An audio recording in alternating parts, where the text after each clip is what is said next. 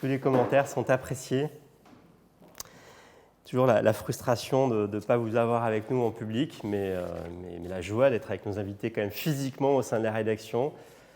Pour certains, c'est le déplacement, un premier déplacement depuis longtemps, peut-être, pour raisons professionnelles, donc merci à eux. Donc voilà, encore quelques secondes avant de lancer cette image.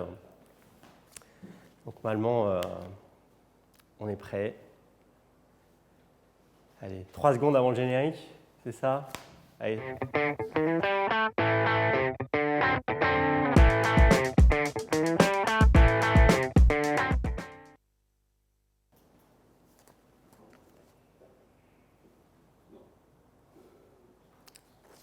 C'est le début du direct. On a voilà, très bien. Bonjour à toutes et tous. Ravi de compter sur votre présence alors à distance pour ce talk digital au sein de la rédaction Aliancy en live avec nos invités qui ont accepté d'être avec nous physiquement. Comme je le disais en introduction, n'hésitez pas à abuser du chat, nous donner quelques commentaires, nous dire si vous êtes content d'être avec nous, où vous êtes au bureau, à votre domicile. Alors, on a beaucoup de soleil aujourd'hui, donc on ne va pas s'en plaindre. Ça amène quelques contraintes techniques que vous allez découvrir avec notre échange. Donc, en tout cas, voilà, on n'est pas en terrasse, mais on est très illuminé. On est quand même, c'est une belle dynamique pour cet échange qu'on va souhaiter le plus inspirant possible. Donc, les talks Aliancy, pour ceux qui le découvrent, l'ambition, c'est de vous présenter des personnalités inspirantes sur le sujet du jour, cette industrialisation, modernisation de la data et de l'IA. 3 invités sont avec nous. Donc, Jérémy Guez de BNP Paribas Personal Finance, Maxime Avez donc, de Arkea et Stéphane Bollon, Lomix, notre partenaire. Alors, on est ravis et merci à notre partenaire pour cette confiance à organiser cette session. Et puis aussi un moment un peu exceptionnel pour nous parce qu'on accueille aussi Christophe Auffray qui renforce les équipes d'Aliancy. Christophe avait lancé un blog, My Data Company. On a fait connaissance, on a trouvé son ambition autour de la data extrêmement intéressante. Et le voilà maintenant avec nous, là pour animer ce talk. Christophe, bonjour. Donc bonjour, effectivement, merci. Tu vas avoir une cérémonie à animer. Donc, un beau panel. Voilà, ça va très bien se passer. Donc, sans plus attendre, alors avant de lancer nos invités, je vous rappelle donc, le module, pas encore le modèle, mais bien le module de questions-réponses pour adresser les questions à nos invités, que j'aurai le plaisir de relayer. On a aussi Yael Maman donc, de Lomix qui pourra vous répondre en live sur vos questions, n'hésitez pas. Et le chat pour interagir, rendre les choses les plus interactives possibles. Et puis quelques sondages sur lesquels on va souhaiter effectivement vous interpeller. Alors, Stéphane, bienvenue, Van Bollon. Lomix, nouvelle arrivée sur le marché, alors quand même sur une base solide, puisque la société n'est pas, enfin, elle est récente, mais avec une vraie ambition et des bons actifs.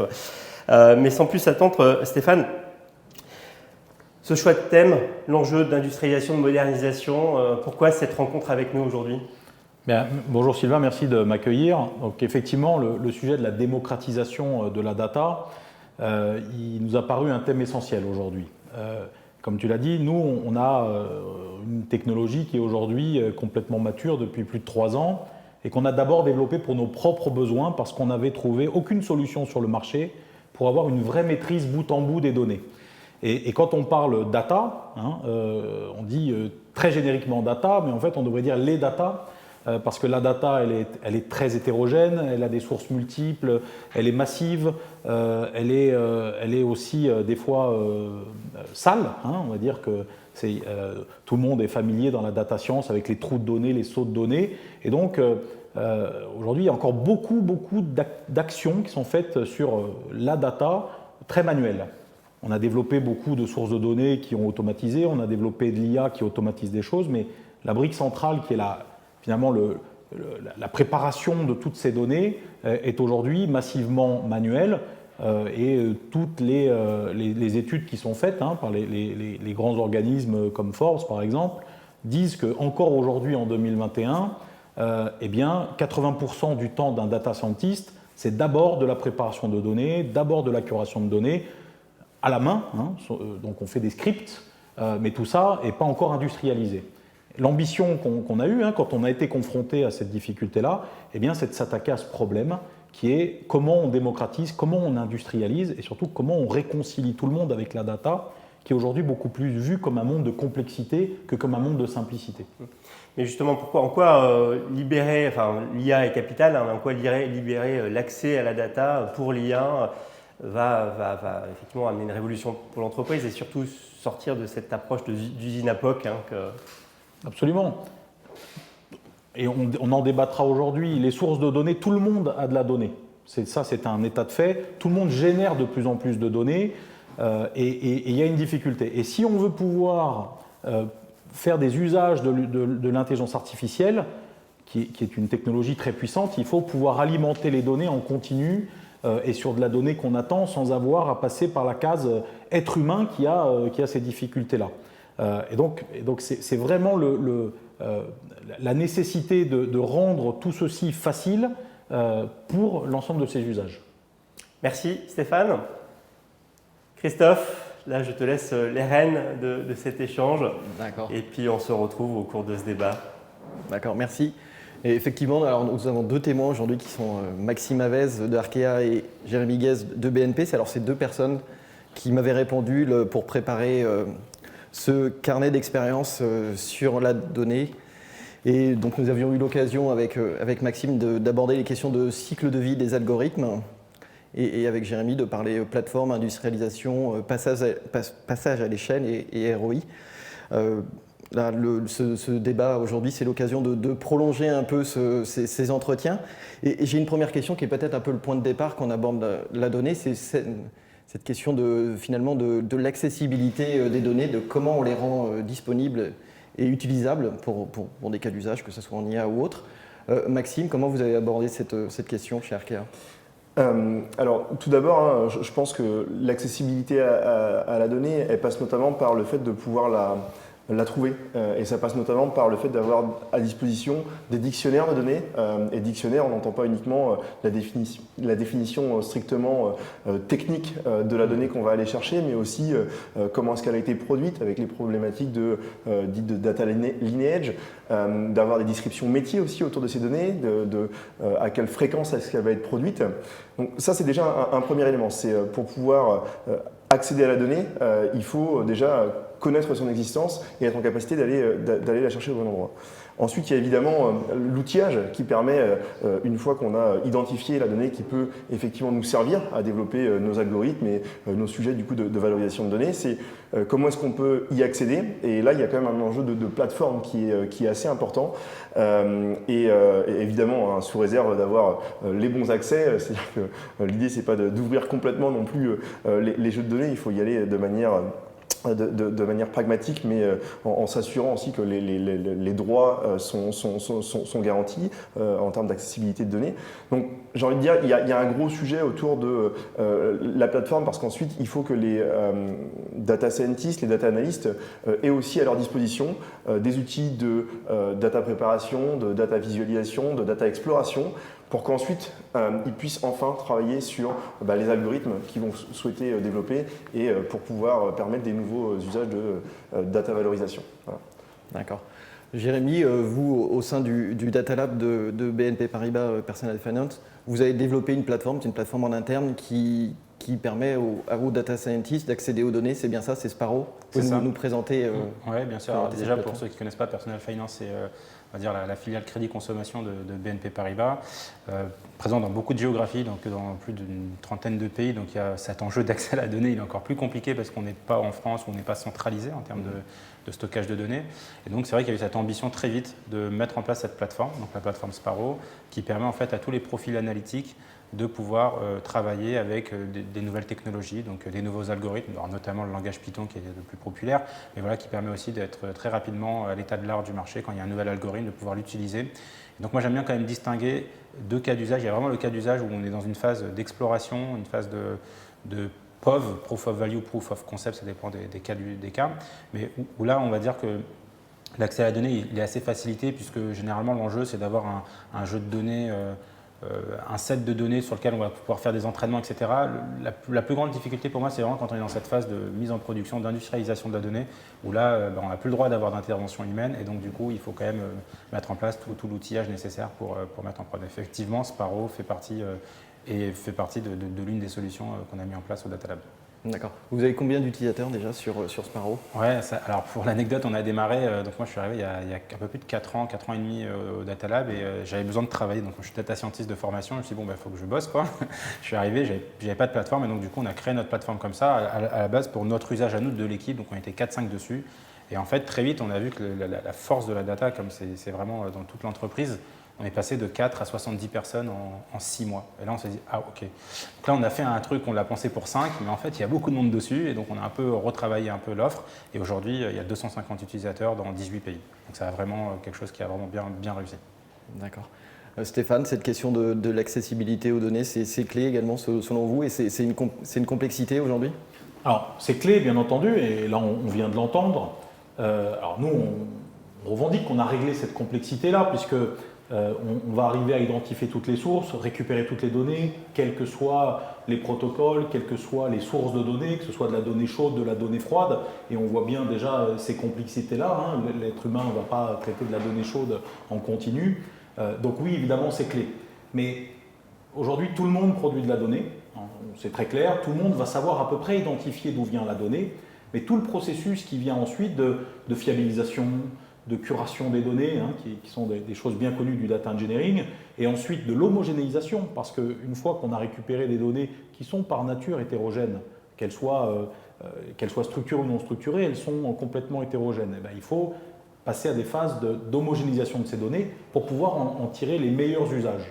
Et là, évidemment, c'est là où on rentre dans des sujets qui sont des sujets de grande complexité, hein, et que nous, on vient complètement régler avec nos outils. C'est une phase essentielle, bien entendu. D'accord. Je vous propose justement de passer à un sondage auprès des internautes pour mesurer l'importance pour eux du sujet de la simplification et de l'industrialisation de l'accès aux données en 2021 dans les efforts de leur organisation. Donc le sondage doit s'afficher à leur écran. Je vais vous le lire. Donc c'est cette question de la simplification, de l'industrialisation, avec une série de réponses qui est: est-ce que c'est une priorité avec des investissements qui sont importants, qui sont en conséquence de cette priorité, ou est-ce que c'est important, mais pour autant les moyens ne sont pas forcément équivalents, ou est-ce que ce n'est pas du tout le sujet du moment, ce qui peut encore exister dans certaines entreprises, voire il n'y a pas de réponse, ce qui est déjà une réponse. Vous, Maxime, ce sujet de l'importance de la simplification de l'industrialisation de l'accès aux données, c'est… Je pense que c'est, pour nous, hein, c'est effectivement essentiel, c'est-à-dire que c'est extrêmement important. Donc ça veut dire aussi qu'il est nécessaire du coup de faire les investissements qui vont bien pour justement pour y parvenir. Donc oui, de notre côté, l'enjeu du coup d'accélérer sur justement la valorisation des données pour proposer du coup des nouveaux services, des nouvelles expériences, c'est effectivement un enjeu clé. On ne peut pas se passer à cette échelle-là sans avoir les investissements qui vont avec. Tout à fait. Et vous, Jérémy? Je pense, ça dépend vraiment de la maturité de l'entreprise pour moi. C'est-à-dire qu'il y a des entreprises qui vont être plutôt dans une phase d'acculturation, et même dans la même organisation, vous pouvez avoir des géographies qui n'ont pas la même maturité. Et donc du coup, il faut adapter au niveau de maturité qu'il peut y avoir, soit de manière locale, soit dans l'entreprise. Alors, effectivement, chez Personal Finance, comme je vous dis, on a commencé il y a plus de 4 ans maintenant à mettre en place les premiers outils. Donc, évidemment, cet enjeu d'industrialisation de la data, il est capital, il est indispensable si on veut penser produit d'intelligence artificielle, si on veut vraiment mettre la data, être data-centrique, il faut avoir les moyens de nos ambitions. Donc c'est central aujourd'hui. Mais voilà, comme je le dis, selon les géographies, on va peut-être plus s'attarder à de l'acculturation pour faire monter les gens en compétences et ne pas tout de suite, il ne faut pas mettre la marche trop haute tout de suite pour les différents profils, quoi. Ouais. Alors on va découvrir les résultats. Alors c'est assez dispersé. Alors c'était pas le bon sondage, mais… C'est un autre sondage, mais bon. Je suis tombé. Un petit, voilà, c'est le direct. Vous, Stéphane, qu'est-ce que vous observez sur le marché auprès des clients sur cette maturité et la prise en compte de cet enjeu? Effectivement, le sujet de la maturité des entreprises qu'on adresse est essentiel.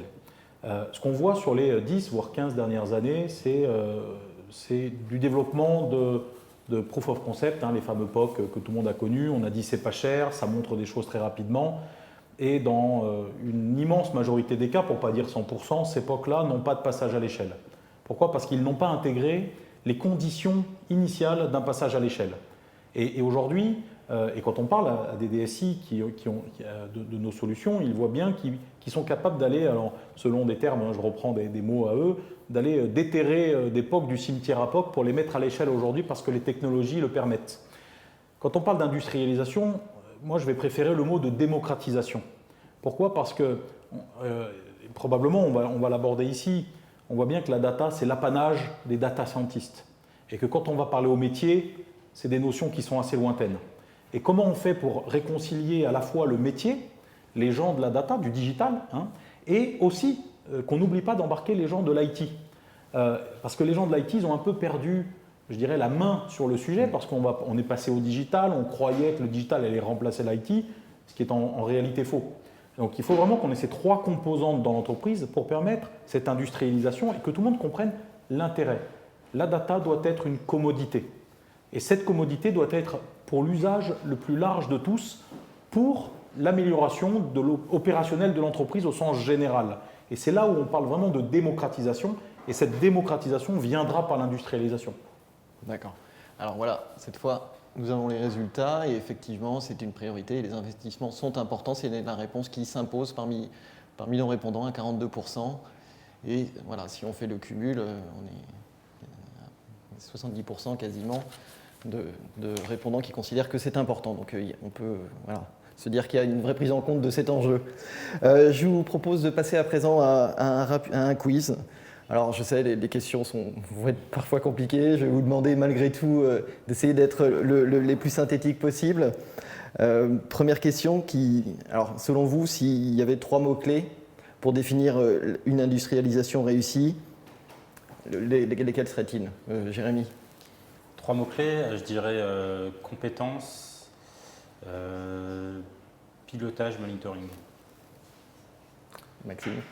Alors en premier, j'aurais mis time to market, parce qu'une industrialisation réussie, c'est justement une industrialisation qui réussit à aller de la phase d'exploration à une phase du coup de mise en production de manière assez rapide. C'est un enjeu, on sait, assez important pour les différents métiers.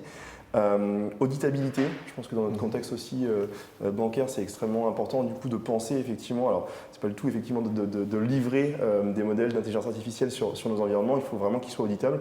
Et je rejoins Jérémy aussi sur la partie monitoring qui est extrêmement important, et je pense que c'est un des gros axes qui a travaillé. Il y a différents du coup, niveaux de monitoring, comme on pouvait l'aborder d'ailleurs dans le cadre du livre blanc. Il y a le monitoring des données qui vont alimenter les modèles, le monitoring des modèles en eux-mêmes, pour justement pouvoir après travailler les axes de réapprentissage. Monitoring de l'infra. Et le monitoring de l'infra, oui, qui est, on va dire, la partie même basique de même ce qu'on a sur les autres projets IT. Ouais. Stéphane, vos mots-clés? Moi, j'aurais 3 mots. J'aurais d'abord la confiance, c'est-à-dire que ou la transparence, c'est-à-dire la capacité de montrer comment ça fonctionne, histoire que tout le monde ait bien cette vision-là qui va donner la confiance. La collaboration. Une fois qu'on a dit la data est au cœur du système, et c'est une phrase qui revient très souvent, la data est au cœur de l'entreprise, il faut que tout le monde y ait accès. Et c'est là où je reviens au sujet de la collaboration, de la mise en commodité de la data. Et puis derrière, effectivement, le suivi. Le suivi parce qu'une fois qu'on aura compris que les métiers s'approprient l'usage de la data, et pas la data en elle-même, mais l'usage, et qu'elle va améliorer ses processus, c'est là où on aura réussi l'industrialisation qui aura embarqué toutes les fonctions de l'entreprise. D'accord. Seconde question du quiz. Voilà, si vous pouviez me citer un exemple de produit data IA qui a apporté de la valeur dans votre entreprise auprès des métiers. Maxime? J'ai envie de dire que ça fait partie du coup des travaux qu'on a menés il y a quelques temps maintenant, et notamment sur les aspects apport de l'IA sur les parcours du coup, sur la thématique du crédit. C'est vrai que ce sont des sujets sur lesquels on s'est penché assez tôt, alors probablement parce que c'est un petit peu au cœur de nos activités bancaires. Et aujourd'hui, en fait, on voit que ça nous fait soulever, on va dire, un certain nombre du coup, de questions, de trouver aussi le bon positionnement sur ces sujets-là, et puis de repenser même clairement de nouvelles expériences sur ces parcours-là. Voilà, de mon côté. D'accord.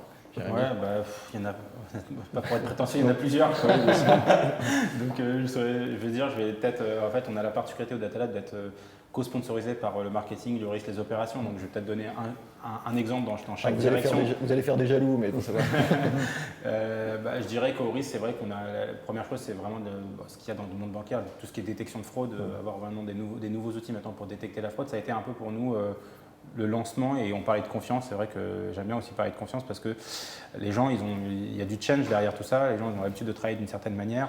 C'est difficile de leur dire tiens, maintenant tu vas suivre ce KPI et puis c'est ça qui va faire prendre ta décision. Donc non, il y a vraiment un accompagnement à ce changement, et c'est vrai que ce score-là nous a permis de gagner la confiance des gens parce qu'ils ont vu qu'il était pertinent. Ils ont commencé à faire confiance à ce score, et maintenant carrément ils seraient capables de le faire tourner de manière quasi automatique, donc vraiment pour détecter cette population de fraudeurs. Côté marketing, vous avez évidemment tout ce qui est campagne marketing, l'optimisation des campagnes marketing là, qui a beaucoup de valeur, puisque c'est plus des envois massifs qui pouvaient coûter cher et moins ciblés. Donc vraiment, on va vraiment cibler par canal nos différents clients. Et puis le dernier que j'ai en tête là, qui est vraiment tout récent, c'est la classification d'emails. Voilà, avant, on passe beaucoup de temps parfois à classifier des emails parce qu'on reçoit beaucoup d'emails. Et voilà, donc c'est assez chronophage comme tâche. C'est peut-être pas hyper sympa pour le collaborateur. Et donc là, on va leur pouvoir mettre des outils qui vont classer de manière pertinente tous les emails qu'ils reçoivent. D'accord, donc je remarque que vous ne faites pas de jaloux, vous en avez choisi 3. Obligé. Et j'ai une toute dernière question, alors c'est peut-être celle qui sera la plus complexe à aborder en quelques phrases, et celle du cloud. Le cloud, on en parle partout, il est partout. Est-ce qu'il doit être dans la transformation data? C'est une question qui se pose aujourd'hui. Est-ce qu'elle se pose également chez vous au Crédit Mutuel Arkéa? Alors, historiquement, sur la plateforme data, on a donc dès 2009, on adoptait du coup les technologies du big data, ce qui faisait du coup d'ailleurs du Crédit Mutuel Arkéa un des premiers acteurs en fait à aller avoir des environnements Hadoop pour les plus experts. Ce qui fait qu'on a gagné, on est vraiment rapidement monté en expertise sur ces environnements-là. Aujourd'hui, on voit bien aussi les capacités offertes par les cloud providers en général. Je dirais plutôt qu'il est extrêmement important pour nous de rester en maîtrise en fait, de ces environnements-là. À la limite, que ça tourne pour une partie sur des clouds parce qu'on veut tirer profit des capacités offertes en termes de scalabilité, etc. par ces cloud providers, pourquoi pas. Néanmoins, il faut absolument éviter le fait de partir sur ces environnements-là, enfin, de notre point de vue, et de ne pas être en maîtrise en fait, de ce qu'on fait. Et c'est vraiment quelque chose, un regard qu'on va avoir. Donc oui, le cloud a un intérêt, si tant est qu'on maîtrise ce qu'on y fait et qu'on soit en capacité du coup de bien combiner ce qu'on fait en interne et ce qu'on peut éventuellement travailler sur ce genre de plateforme. D'accord. Jérémy, je sais que chez BNP, vous êtes sur un cloud privé, donc le cloud, ça existe, ouais. Mais est-ce qu'éventuellement il est étendu? Comment vous fonctionnez ça? Déjà, de manière générale, je pense qu'encore une fois, selon l'entreprise, il est pertinent ou pas d'être sur du cloud privé, public, etc. Le seul conseil peut-être que je pourrais donner, c'est d'être agnostique le plus à un cloud provider. Ça, c'est peut-être ce qui est le plus important pour pouvoir justement profiter des évolutions dans les différents clouds. C'est vrai que chez BNP Paribas, on a une particularité, c'est de savoir ce cloud privé. Donc et ça traduit aussi le fait d'avoir créé notre propre plateforme. On a vraiment envie d'avoir une propriété intellectuelle sur ces sujets-là. Et donc, du coup, on a notre propre cloud. Et effectivement, ça fait partie, c'est indispensable dans notre transformation. On est en pleine migration pour être totalement transparent de notre plateforme sur des infra-clouds qui nous permettent une scalabilité plus importante et aussi un usage de nouvelles technologies qui nous permettent de réduire le time to market. D'accord.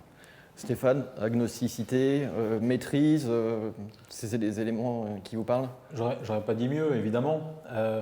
Le cloud, oui, ça dépend des usages. Le cloud privé, oui, ça dépend des usages. L'important, c'est le multi-tenant qui soit privé ou public et d'avoir cette capacité à soit stocker des données critiques à un endroit qui serait beaucoup plus fermé, de bénéficier de l'élasticité qu'offrent les hyperscalers à la mode Azure, Amazon, Google ou d'autres. Donc évidemment, c'est de profiter du meilleur de tous ces deux mondes. Voilà. Et aujourd'hui, les technologies existent justement pour gérer ces multitenantes avec de la confiance. Parce que c'est vraiment le thème qui est important quand on va parler de cloud. Et je dirais ça alimente la presse informatique très régulièrement. Ça nous a amené, nous, à rejoindre l'initiative GaiaX, par exemple, où là, on va véritablement faire des démonstrations de ce qu'est la confiance. On va parler de réversibilité, c'est des valeurs qui nous sont très importantes, très chères. La réversibilité, le multitenant, la gouvernance, la souveraineté, qui sont des choses qu'on va amener packager avec nos solutions. Et c'est là où, et quel que soit l'environnement dans lequel le client veut travailler. Et ça me paraît essentiel, bien entendu. D'accord, merci. Après ces questions d'architecture, je vous propose de parler un peu organisation. Alors, les organisations, c'est comme vous parlez, Jérémy, ça dépend de chaque entreprise. Il y a tous les modèles. Pour autant, il y a un certain nombre d'entreprises qui ont mis en place des structures, des entités qui étaient peut-être décentralisées ou centralisées au départ et transverses. C'est le cas chez vous avec le Data Lab. Est-ce que pour vous, c'est un indispensable d'avoir une entité comme ça indépendante? Ouais, alors, pour refaire un peu la genèse, effectivement, donc le Data Lab est rattaché à la DSI. La DSI d'ailleurs bien dire que c'est une copropriété avec le marketing, le risque, les opérations. Donc c'est vrai qu'on a un comité exécutif avec les membres du COMEX tous les mois pour vraiment voir un peu les enjeux qu'il y a autour du Data Lab. Donc c'est assez décentralisé parce qu'après vous avez dans les lignes métiers aussi donc du coup des équipes data. Ce que je trouve pertinent dans ce modèle-là, c'est le fait d'acculturer assez vite l'ensemble des collaborateurs. C'est-à-dire que vous avez toujours un collaborateur qui est finalement pas très loin d'une équipe data. Et donc du coup, s'il a une question, c'est quand même plus simple d'aller se tourner vers un collègue que vous voyez au même étage que vous ou ce genre de choses. Plus personne sur les étages en ce moment, mais bon. Mais c'est quand même plus simple pour évangéliser la data. Après, c'est vrai que moi, il y a un modèle donc, de centralisation qui peut être pertinent. Moi, ce que j'essaye de pousser aujourd'hui, c'est que, en fait, pour maîtriser toute la chaîne de valeur vraiment du POC à l'industrialisation, ça demande, pour ça que je parlais de compétences tout à l'heure, ça demande vraiment beaucoup de compétences. Des profils peuvent avoir plusieurs compétences, c'est pour ça que j'aime pas parler de profils. C'est vraiment, il y a des compétences différentes qui permettent de passer de l'ingestion de données à vraiment l'industrialisation du projet. Et donc du coup, c'est vrai que j'aime bien pousser un modèle qui est aujourd'hui, ce qu'on pousse au Data Lab, c'est vraiment nous on a cet accompagnement, donc c'est cette effervescence autour de toutes ces compétences, donc les gens se nourrissent de toutes les compétences des uns et des autres, donc ça permet vraiment d'avoir d'ailleurs une très bonne rétention au Data Lab, les gens sont contents d'être là parce qu'ils apprennent toujours des autres personnes. Ce qu'on essaye de pousser, c'est un modèle où vous avez vraiment ce côté product owner ou en tout cas connaissance métier, côté métier, parce que ça, c'est indispensable. Il faut de la connaissance métier. Les gens qui ont 5 ans, 10 ans de connaissance métier, c'est eux qui vont donner du sens à ce qu'on donne. Moi, je ne parle pas trop d'intelligence artificielle, je préfère parler d'information augmentée.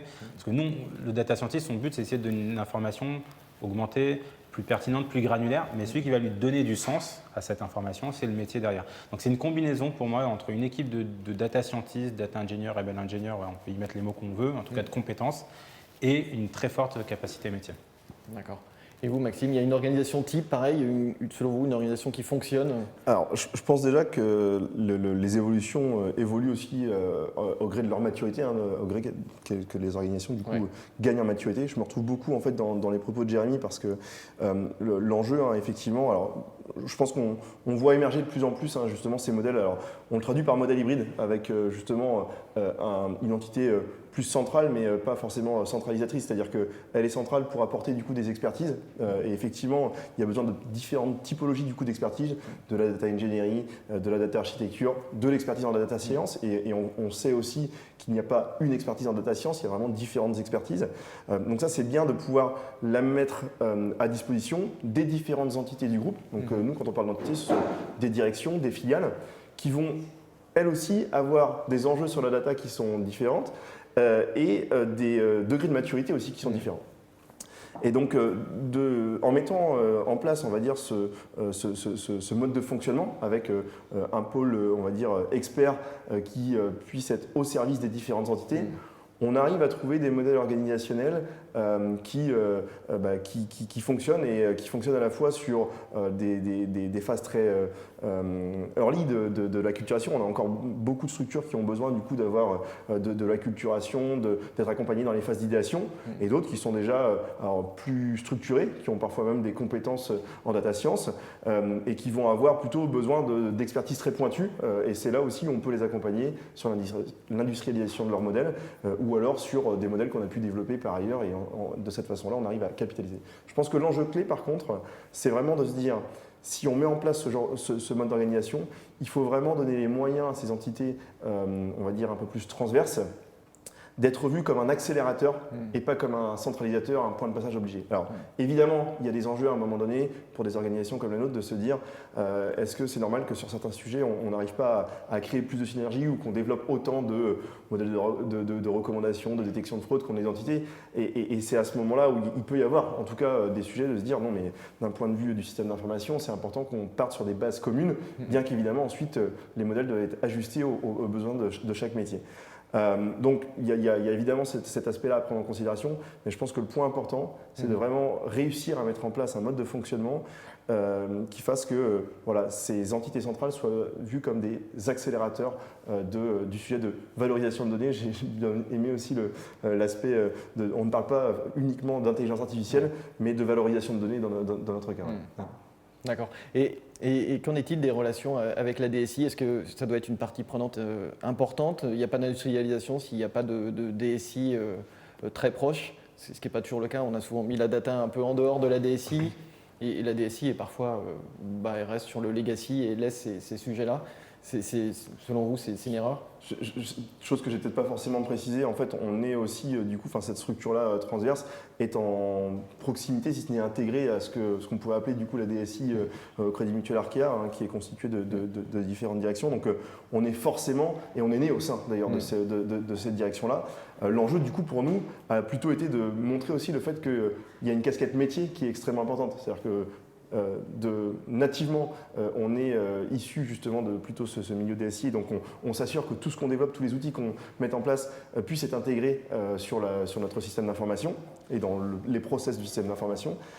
L'enjeu a plutôt été de travailler comment est-ce qu'on fait comprendre au métier qu'on a un mode de fonctionnement un peu différent des autres équipes IT, à savoir comment est-ce qu'on va faire collaborer des experts en data science, donc nos expertises en statistiques, mathématiques et informatique avec des expertises métiers. Et c'est là où on essaie aussi de promouvoir la mise en place de relais. Alors, on entend des data champions, des PO data dans les structures, mais qui sont extrêmement importants parce que ce sont eux qui vont être garants du fait que le projet qu'on va travailler avec eux répond bien à des enjeux business et métier, parce que c'est ça, au final, le plus important.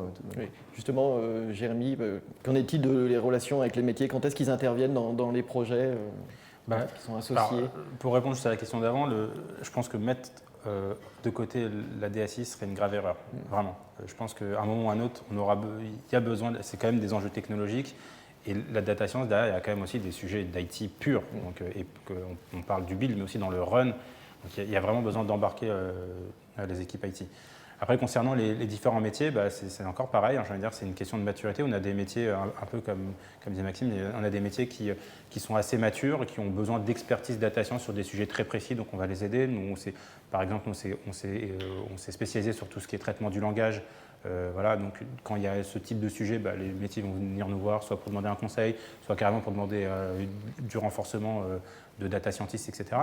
Et puis il y a des métiers qui n'ont pas cette capacité, soit financière, soit ces compétences pour faire de la data science, et donc du coup qui vont plutôt garder cette casquette très métier, connaissance de leurs données, connaissance de leurs pain points, ce qu'ils veulent améliorer, et puis nous on va vraiment embarquer une équipe derrière pour réaliser, on parle de produit, on préfère parler de produit, vraiment un produit adapté à ce besoin, et donc voilà, c'est comme ça que ça marche. Il peut y avoir différents usages. On reviendra en fin de débat sur le produit.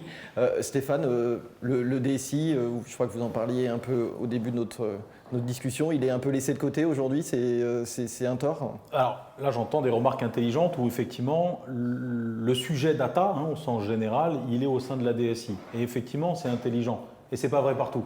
C'est-à-dire qu'on a vu naître des directions du digital qui se sont senties un peu finalement presque en concurrence d'une DSI parce que la DSI ne répondait pas rapidement à son besoin qui était comment je mets en place des plateformes d'accélération du digital, de la data.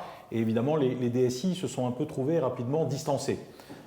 Et voire même des directions du digital qui ont pensé, je dirais, pouvoir créer des outils logiciels elles-mêmes finalement en parallèle d'une DSI. Alors c'est bien, on peut le faire, parce que la data, quand on le dit comme ça, c'est facile, l'intelligence artificielle c'est facile, on prend des data scientists, ils font une plateforme, ok c'est bien, est-ce qu'ils ont pensé à tout, est-ce qu'ils l'ont spécifié, comment on gère le run, comment on monitore, ok la V1 c'est super, mais la V2, la V3, la V4, et là on voit bien que il y a des directions du digital, voire des DSI qui se sont appropriés le métier, qui sont rentrés dans un piège qui est je vais devenir éditeur de logiciels. Et ça, c'est très compliqué. Alors, on voit bien maintenant des reculades, mais des reculades intelligentes. C'est-à-dire que des sociétés se disent j'ai fait une erreur, j'ai pensé que je pouvais être éditeur. Donc maintenant, on revient en arrière sur des choses beaucoup plus cohérentes en disant il faut que je confie ça à un éditeur parce qu'il va amener l'ensemble des processus de ce qu'amène un éditeur. Mais l'essentiel, effectivement, je le disais tout à l'heure, c'est de réconcilier tous ces métiers-là. les directions du digital qui ont créé des outils, ou alors qui ont créé des outils en SaaS, sans s'en rendre compte. Elles ont créé un shadow IT, elles ont fait une rupture de confiance dans la chaîne, puisque quand on fait du SaaS, par définition, on envoie les données chez un tiers. Qu'est-ce qu'il en fait, comment il les protège? Et là, on a perdu toute la chaîne. Et on voit bien, là, on est vers 2 organismes bancaires qui ont des sujets de compliance extrêmement gros, ce qui n'est pas le cas pour toutes les industries. Donc, et dans le bancaire, on le voit bien. Alors, même des grands acteurs de la tech aujourd'hui qui ont convaincu des grands organismes bancaires, aujourd'hui, et les directions du digital ont oublié d'en parler à la compliance, ça ne passe pas le mur de la compliance et il faut arrêter. Donc on voit bien, ce que ça veut dire, c'est que si on n'intègre pas tous les acteurs, et surtout les acteurs de bout de chaîne qui sont les utilisateurs, on ne va pas y arriver. Encore une fois, il y a 3 grands départements essentiels, 3 grandes fonctions. L'IT qui va devoir gérer les infrastructures, parce que ça doit être gérer les relations avec les éditeurs. Le digital qui va donner la capacité de faire des usages, et les métiers qui ont besoin de la data, de pouvoir l'utiliser, et que l'entité de la data ne soit pas un goulot d'étranglement, mais un facilitateur de l'ensemble de ce processus. D'accord. Donc voilà, l'organisation, les défis, on a pu en aborder un certain nombre, il y en a beaucoup d'autres. C'est pour ça qu'on propose aux internautes de participer à un sondage qui est celui d'identifier le défi numéro 1 pour eux dans leur organisation pour industrialiser data et IA. Il y a cette question des compétences, de la formation, des recrutements. Vous avez parlé beaucoup de compétences, Jérémy. Il y a la technique, l'intégration avec le legacy. Quand on parle d'architecture cloud, on parle également de cette complexité technique. L'organisation, la méthodologie, on vient d'en parler, les approches DevOps, ça peut être complexe à mettre en œuvre. Et enfin le défi culturel, parce que c'est aussi c'est vrai dans tous les projets, que ce soit de la data, de l'IA ou simplement du digital, il y a toujours ce défi culturel. Et donc on a les réponses et on a... C'est encore fluctuant, mais c'est le défi culturel qui l'emporte à 40%. Voilà. Bon, aucun ne s'exclut pas finalement, on peut cumuler les difficultés. Jérémy, si vous deviez choisir parmi cette liste ou en dehors de cette liste, quel est selon vous le principal défi pour gagner en maturité sur la data et l'IA? J'ai envie de dire que c'est un défi humain. C'est pas technologique. C'est pas, pour moi, c'est un défi humain. C'est un peu ce que vous disiez, d'embarquer toutes les parties prenantes au sein d'une même envie. Et je pense qu'il y a beaucoup de change, comme je le disais. Il y a beaucoup de défis de transformation, etc. Et donc, je pense que les outils de la tech, on saura l'aborder, on saura la maîtriser. Par contre, c'est toujours pareil. Je pense que le défi humain, c'est le plus grand. Oui, c'est le caillou dans la chaussure. Maxime? Je partage évidemment ces défis humains, défis culturels, et à la fois effectivement auprès des équipes IT. Alors il y a une question, il y avait une réponse qui était sur les compétences et les formations, mais ça passe évidemment du coup par la formation et par la communication aussi. Je pense que c'est bien aussi de réussir à régulièrement vulgariser, démocratiser et expliquer aussi où sont intervenus les différents métiers dans la conception de ces produits-là. D'accord. Et qui l'amène cette communication? C'est partagé, c'est transverse? C'est là où je pense que les entités du coup transverses, comme un Data Lab, une IA Factory, un Data Office, ont pour enjeu justement de proposer. Alors d'ailleurs, ce ne sont pas forcément que des sujets que ces entités vont mener, mais potentiellement être aussi le relais d'entités locales qui ont fait des choses qui sont bien, mais de leur donner aussi cette capacité à communiquer et à montrer ce qui a été mis en place, de façon à ce que chacun puisse aussi s'approprier justement ce changement culturel. Ouais. Comme vous disiez, il ne faut pas centraliser et étouffer les autres initiatives, c'est éventuellement les relayer. Stéphane, ça vous surprend ces résultats, l'importance du défi culturel? Non, ce n'est pas surprenant et on le voit bien, tout le monde est confronté à ce défi humain de dire comment on va appréhender le sujet. Alors moi évidemment je vais revendiquer qu'il y a un sujet technologique quand même parce que nous on amène des solutions uniques au monde et ce n'est pas si évident d'avoir des outils qui vont démocratiser. Mais il y a presque un paradoxe quand on dit que le défi est humain. Et je m'explique en ça, c'est la donnée, ce n'est pas un sujet nouveau. On a de la donnée depuis que le monde industriel existe. On a de la donnée depuis que le monde est monde. Tout le monde traite avec de la donnée. Et on voit bien ce qu'on a fait. Si aujourd'hui le défi de l'appropriation des données, il est humain, c'est que quelque part on a complexifié le sujet. On a fait croire à des gens, légitimement probablement, qu'il ne pouvait pas y avoir accès, parce que ça devenait différent, compliqué, il fallait des data scientists, il fallait avoir une compétence particulière. Donc je pense qu'il est grand temps de revenir à un monde de décomplexification. Le thème d'aujourd'hui sur la démocratisation, et je le redis, me semble essentiel. Les gens utilisaient la data, sur les 15 dernières années, la data est devenue un sujet complexe, et du coup les gens disent, pour me l'approprier, il faut passer par la culturation humaine. On a, dans les époques, complexifié, il faut redécomplexifier pour donner un accès le plus démocratisé, le plus industriel, et finalement remettre la data au rang de ce qu'elle doit être, une commodité dans l'usage de l'entreprise. Et je ne pense pas trahir les compétences d'un data scientist qui doit être au cœur de tout ça, parce que la donnée s'est complexifiée, les données en elles-mêmes, mais le sens de la donnée, il a toujours eu le même usage, permettre de la prise de décision. Et ça n'a pas changé. Oui, comme vous le dites, le maître mot c'est la démocratisation, et puis on le retrouve dans des démarches avec des démarches de self-service pour mettre les données à disposition des métiers, et puis même quand on met la compétence même data au sein des métiers, c'est aussi un volet de cette démocratisation. On va passer à présent à la dernière question. Jérémy, vous en avez un peu parlé, qui est finalement penser produit. Quand on développe l'analytics ou de l'intelligence artificielle, c'est capital aujourd'hui, et en quoi ça constitue une rupture par rapport à... Ouais, alors, nous, cette démarche de penser produit, on l'a étamée il y a 3 ans sur un constat, c'était qu'on avait fait un super algorithme génial de NLP, donc ce qu'on appelle Natural Language Processing, traitement du langage naturel. Et était vraiment, technologiquement, c'était à la pointe de ce qu'on faisait. Personne ne s'en intéressait, tout le monde s'en foutait quelque part.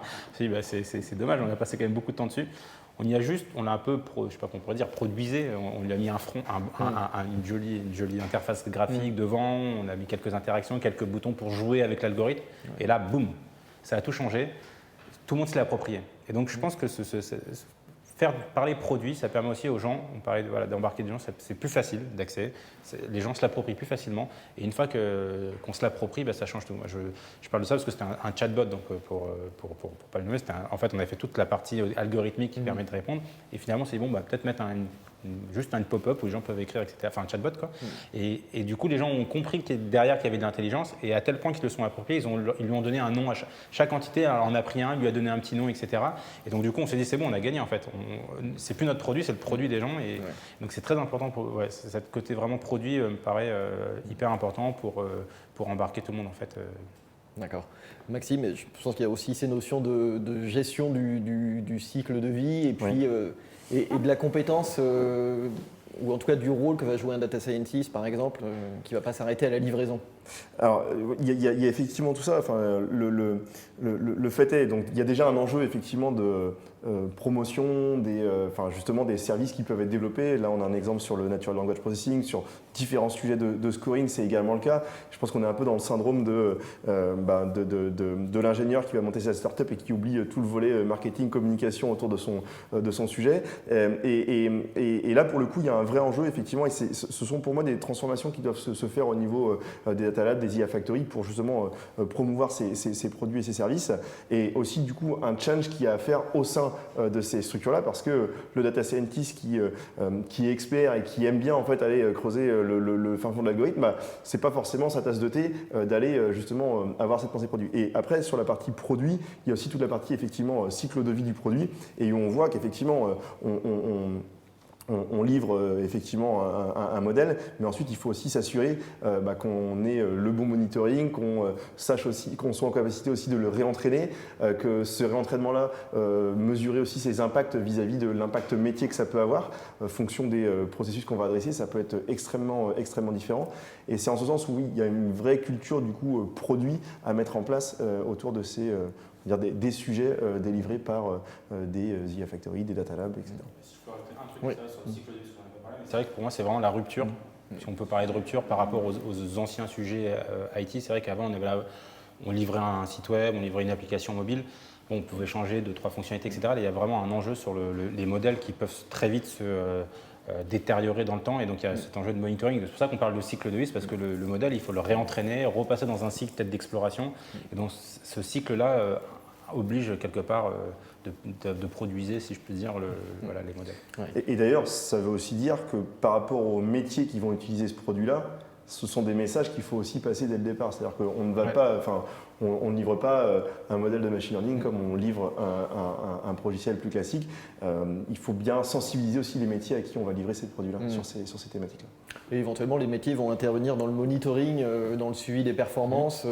Ils sont responsabilisés d'une certaine façon. Oui, ils ont aussi un regard sur un certain nombre d'indicateurs et ils sont sensibilisés aussi aux indicateurs suivis par les équipes data science. Ouais, pour nous, ils prennent même la décision de l'indicateur. On leur met à disposition des indicateurs, c'est eux qui nous disent si pour eux c'est acceptable d'avoir 90% de performance, 75% de quelque chose, un tri, je parlais des tris d'email, de se tromper 10 fois sur 100, enfin voilà, c'est vraiment eux qui vont mettre en place les indicateurs. Il faut les responsabiliser là-dessus.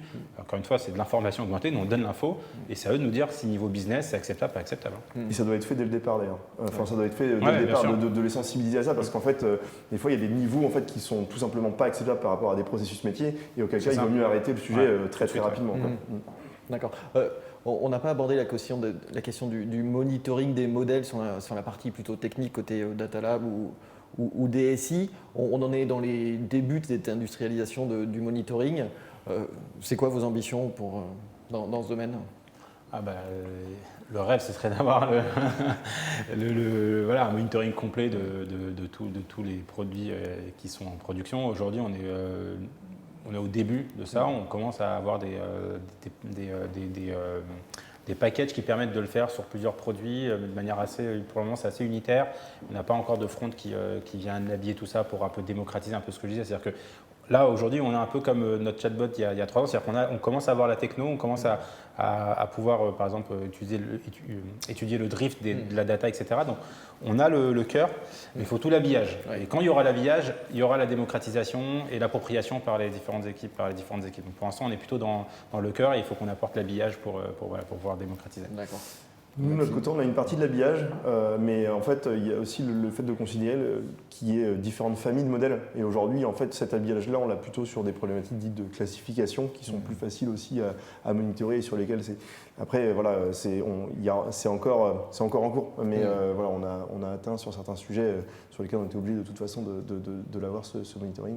On a atteint cette mise en Il n'y a pas de solution unique. C'est ce que vous dites, il n'y a pas de solution unique. Les modèles étant différents, on ne peut pas les monitorer. Il y a des familles de modèles. Et il y a des familles de modèles sur lesquelles, oui, effectivement, il faut ajuster par rapport au monitoring qu'on a pu mettre en place sur ces grandes familles de classification qui sont plus simples quand même à monitorer, en tout cas. D'accord.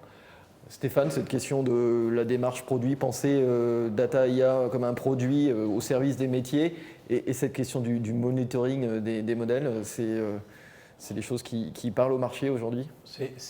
Alors c'est la bonne méthode, sans aucun doute, parce que si on n'est pas séduisant pour l'acheteur, et l'acheteur, j'entends l'utilisateur final dans l'entreprise, il n'achète pas. Il n'achète pas, il ne l'utilise pas. Et donc, quand bien même il y aurait une volonté de la direction générale de dire « je veux que ce soit fait », les gens sur le terrain ne le feront pas.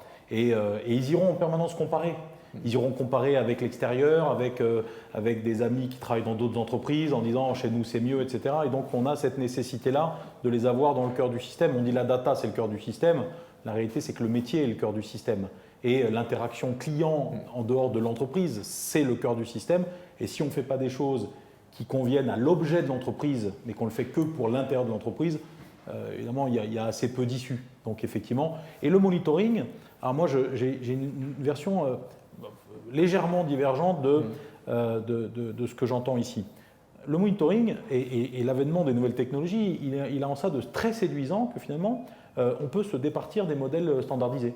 Et donc, il faut faire du monitoring sur des modèles non standardisés. Et ça, c'est effectivement des technologies qui sont là, qui commencent à exister. Et ça, c'est intéressant parce que du coup, on va sortir finalement de sentiers très battus sur lesquels on va remettre des gens dans des sujets en disant on part du besoin et on s'organise pour pouvoir le suivre.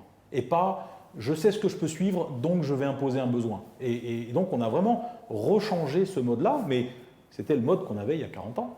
C'est-à-dire qu'on partait du besoin, on dit c'est comme ça, on va ça, et donc on va organiser l'entreprise autour du besoin. Donc il n'y a pas de raison qu'on ne revienne pas dans ce mode-là, qui est le mode le plus collaboratif, déjà à l'intérieur de l'entreprise, mais surtout avec les clients et les partenaires à l'extérieur de l'entreprise. Cette collaboration-là, qui passe par des échanges de données. Et quand on dit échanges de données qui vont sortir de l'entreprise, et là j'entends quelque chose de vraiment peu critique parce que c'est les données qu'on a besoin de partager. Et là, il faut revenir à la notion de gouvernance, il faut revenir à la notion de confiance et de voir ce qu'on envoie comme données et comment on les gouverne à la métadonnée près qui va permettre de faire des échanges automatisés sans prise de risque pour l'entreprise. D'accord. Eh ben, j'en ai terminé avec mes questions. Je vais revenir moi aussi au point de départ et aux origines en redonnant la parole à Sylvain pour les questions-réponses avec Alors, le surtout, public. humblement, le relais des gens qui nous ont écoutés. Donc, alors, il y a quand même, enfin, sur le fil LinkedIn, il y a eu quelques questions, notamment sur la partie éthique de la data. Donc, comment elle était abordée? Est-ce que c'était un enjeu pour vous, stratégique, cosmétique? Enfin, je ne sais pas si l'un d'entre vous veut... Pour répondre, c'est un enjeu très important. Tout à l'heure, Maxime a parlé de transparence et d'auditabilité, ça fait partie de l'éthique, c'est-à-dire qu'il faut quand même pouvoir être transparent et pouvoir auditer, que ce ne soit pas des boîtes noires qu'on met en production. Nous, on a trois piliers importants sur cette éthique. Il y en a un qui est la transformation des collaborateurs. Ça fait partie aussi de l'éthique data, c'est-à-dire que les métiers vont changer, il y aura une transformation, il faut les accompagner dans ce changement. Donc il y a beaucoup de formation dessus. Il y a un éthique qui est plus au niveau des clients. Nos clients, il faut être aussi transparent quand ils interagissent avec une intelligence artificielle. Et puis, il y a une éthique, comme je disais, de transparence sur l'algorithme, de biais de data aussi. Donc, faire attention qu'il n'y ait pas de biais. Donc, il y a vraiment, tout un usage aujourd'hui, on essaie de vraiment sensibiliser les utilisateurs en disant, bah voilà, vous voyez, ces futures importances, ces données qui sont importantes dans votre modèle, ces données qui sont discriminantes, c'est ça que je cherchais. Donc, êtes-vous sûr de vouloir discriminer sur tel et tel critère? Donc ça, c'est important quand même de pouvoir faire des comités d'éthique en disant, ben voilà, ça c'est le modèle, c'est les données qu'il utilise, c'est les données qui sont discriminées, est-ce que c'est acceptable, est-ce que c'est pas acceptable? Et tous ces trois piliers sont vraiment au cœur des missions du Data Lab. Maxime? Voilà, l'usage déontologique de la donnée, et que ce soit au travers d'une intelligence artificielle ou d'ailleurs d'un sujet de valorisation de données qui ne fait pas forcément appel à des briques d'intelligence artificielle, est évidemment au cœur des réflexions. Je pense que le premier niveau sur lequel il faut vraiment sensibiliser les personnes, ce sont les personnes qui développent elles-mêmes les modèles. Donc c'est quand même un enjeu extrêmement important, puisque celles qui vont avoir un premier regard justement sur les biais que pourraient prendre des algorithmes, et d'être particulièrement vigilant en fait sur ces aspects-là. Ensuite, il y a effectivement l'aspect interprétabilité, explicabilité des IA qui vont être mis dans les mains des collaborateurs au sein du groupe. Et là, ça fait maintenant quelques années qu'on a différentes thèses qu'on mène justement sur cette thématique-là. Donc évidemment, c'est un sujet qui est au cœur de nos préoccupations, avec la volonté de garantir un usage responsable et transparent du patrimoine numérique de nos clients. Alors, des questions aussi sur la complexité de maintenir des stacks techniques quand on a plusieurs plateformes. Enfin, aujourd'hui, comment vous appréhendez le sujet Alors, de notre côté, en fait, on a un chantier d'ailleurs qui est mené aussi au niveau de notre direction et du département. C'est justement de formaliser la plateforme data à l'échelle du groupe, en identifiant justement les capacités qu'on va devoir mettre à disposition, en partant évidemment dans un premier temps des besoins, puisque il n'est pas question de se focaliser sur des capacités qui ne sont pas attendues, évidemment, mais néanmoins ça permet de donner un cadre et ce cadre-là justement pour répondre aux différents besoins des différents métiers au sein de l'organisation, et le tout sur un système d'information qui reste cohérent. Voilà. Jérémy, un éclairage complémentaire? Ouais, un éclairage complémentaire, je pense qu'il faut, je parlais de compétences, il faut avoir des gens qui sont curieux, qui ont envie d'apprendre, parce que les technologies elles évoluent très vite, et donc du coup c'est un critère important pour nous, c'est vraiment la curiosité des personnes qu'on recrute. Il faut qu'elles soient curieuses, qu'elles ont envie de chercher par eux-mêmes, qu'elles sachent s'informer, monter en compétences rapidement, etc. Parce que les technologies elles évoluent trop vite. Donc voilà, on ne veut pas être bloqué sur des technos, on veut plutôt miser sur des compétences et des gens qui savent monter en compétences rapidement. Juste dans ce que vient de dire Jérémy, une chose qui est importante, c'est qu'au final, il faut qu'on ait des personnes qui soient curieuses, mais des directions aussi qui soient ouvertes au fait que ça va probablement aussi changer, parce que justement tout cet environnement-là évolue. Ça, je pense que c'est aussi un point. Et là-dessus, je pourrais qu'encourager les directions informatiques à uniformiser, à mutualiser. Aujourd'hui, tout le monde pense qu'il peut développer une data platform. Alors oui, il y a des gens qui le font. Est-ce que ça fait exactement ce qu'on veut? C'est pas toujours évident. Ça viendrait plus jamais à personne l'idée de dire j'ai besoin d'un CRM, je vais le fabriquer. j'ai besoin d'un ERP, je vais le fabriquer. Et donc je pense que dans l'ère des data platforms, aujourd'hui, on va arriver à des outils qui vont permettre d'unifier des choses et faire quitter le rôle probablement inconfortable de certaines DSI d'éditeurs de logiciels, hein, comme je le mentionnais tout à l'heure. On n'est pas à l'abri que certains veulent encore créer des CRM, mais je pense qu'ils auront peut-être tort. Effectivement. Une dernière question avant d'arriver à nos conclusions. Alors sur les notions d'investissement, et comme ça les investissements financiers globaux à prévoir pour qu'une organisation soit capable de réaliser des projets IA. Question piège. Je laisse ça là-dessus. C'est pas vous qui payez. Non, mais les investissements globaux, je pense que déjà, rien que dans la mise en place, alors ça dépend encore une fois du niveau de maturité, c'est-à-dire que, mais rien que dans la mise en place du coup d'un centre d'expertise qui est en capacité du coup d'accompagner les différentes structures, c'est un investissement en soi et donc c'est déjà un investissement de pouvoir créer ces structures et puis des investissements après de plateformes qu'il faut aussi être en capacité de supporter pour répondre justement aux modèles et aux travaux qui vont être développés par ces structures-là. Je ne pourrais pas dire mieux. Non, mais je pense que c'est compliqué de répondre à cette question. Oui, il y a tellement de critères qui jouent, mais c'est un investissement lourd, mais ce que j'ai envie de dire, c'est rentable. Donc, voilà. Après, il y a une dimension globale quand même de management, de stratégie qui est quand même c'est important que ce soit d'ailleurs pris à haut niveau stratégique et management pour que ça soit, ça soit actionnable. Quoi. Ça sort d'époque. Ouais, exactement, ça sort d'époque. Très bien. Mais si on arrive un peu au point de conclusion de nos échanges, donc qu'est-ce que vous avez envie qu'on retienne, Maxime, de ce débat, de ces échanges, sur cette ambition d'inspiration ou d'expérience que vous avez vécue qui pourrait profiter à nos invités?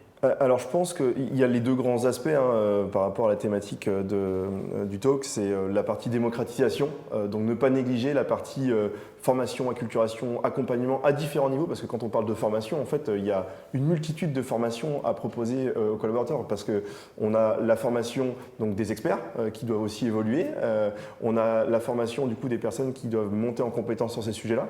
Donc ça c'est vraiment un enjeu extrêmement important sur la partie démocratisation. Sur la partie industrialisation, on va plutôt être sur des enjeux effectivement plutôt liés, on va dire, à la partie plateforme pour être en support effectivement de toutes ces évolutions qu'on souhaite amener dans la façon de valoriser les données de l'entreprise.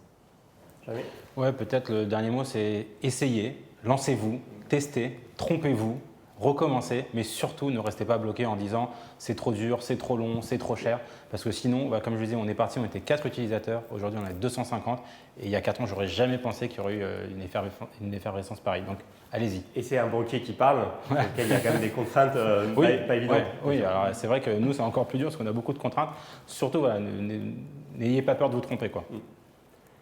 Stéphane? Alors, très riche comme échange. Moi, je retiendrai un mot assez fort quand on parle de démocratisation, c'est la réconciliation. Effectivement, parce que là, on a des témoignages intelligents où on voit bien qu'on a intégré tout le monde et ce n'est pas vrai partout. Donc, cette réconciliation, pour bien comprendre que la donnée, c'est un bien commun dans l'entreprise, il y a ceux qui la produisent, ceux qui ont besoin de l'utiliser, ceux qui doivent la processer étant dans sa complexité. Et donc, quand on aura réconcilié les grands acteurs, on sera vraiment dans la démocratisation. Et je suis très confiant sur le sujet, parce que dans l'entreprise, tout le monde a le même objectif. Voilà. Donc maintenant, comment on fait finalement converger l'ensemble de ces fonctions vers un objectif avec finalement la data comme trait d'union entre tout le monde, parce qu'elle passe dans les mains de tout le monde en réalité avec des usages différents. Alors, vous l'avez vu, les codes changent aussi. En fait, on avait quand même 2 banquiers aujourd'hui. Alors, ce n'était pas fait voulu, mais et il n'y en avait qu'un qui avait la cravate, c'était l'éditeur de logiciel. Donc, les codes changent. Christophe, est-ce que tu as atteint ton ambition du débat?